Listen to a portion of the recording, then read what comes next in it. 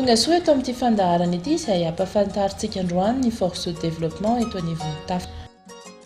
Ankoatra ny asa ahafantarantsika matetika amin'ny miaramila dia manao asa ihany koa izy ireo anatsarana ny andavanandron'ny fiarahamonina.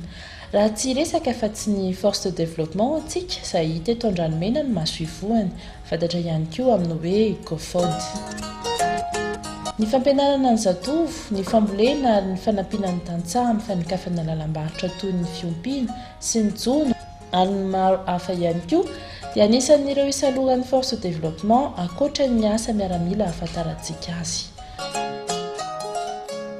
Mba ahafantarana antsika fa misalotra ny asa fampandrosoana sy ny fiompanana samihafa, ihany koa ahafahantsika mahafantatra fa manofana ny tanora eo anivon'ny atao hoe SMAD. Misy ny fiofanana izay hoentin'ny miaramila ho an'ireo tanora ao anivon'izay SMAD izay. Raha tsy miresaka fa tsy ny mekanika auto isika izay hitantsika eto anolohana.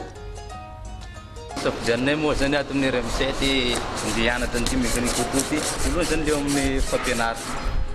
Ny fampianarana zany hitanay ohatrany hoe miafaka koa satria mandalo phase théorie anao dia direct pratique avy hatrany mijery hoe semaine ty zany théorie dimy semaine ambony tonga dia direct pratique. Ohatrany avantage be kokoa zany izy aminay. Ankoatra ny mekanika auto dia hita ihany koa ny froid na ny ataontsika hoe atsika moa zany izay ahafahan'ireo mpianatra miofana amin'ny fanamboarana ny vata mangatsiaka sy ny climatiseur isan-karazany. Spécialité froid, par exemple, spécialité moatran'odapo. Tiako zany le miaramila fomba mana spécialité moatran'ny namako sasany. Tsy tapitra eo anefa ny fiofanana eto amin'ny SMAD. Mbola misy ihany koa ny ouvrage bois na ny fiangaliana ny risaka hazo ary ny maçonnerie izay fanamboarana trano isan-karazany. Hitantsika amin'izany fa tafiditra eo amin'ny asa miaramila ny fanabeazana ny tanora mba ahafahan'izy ireo mahaleo tena.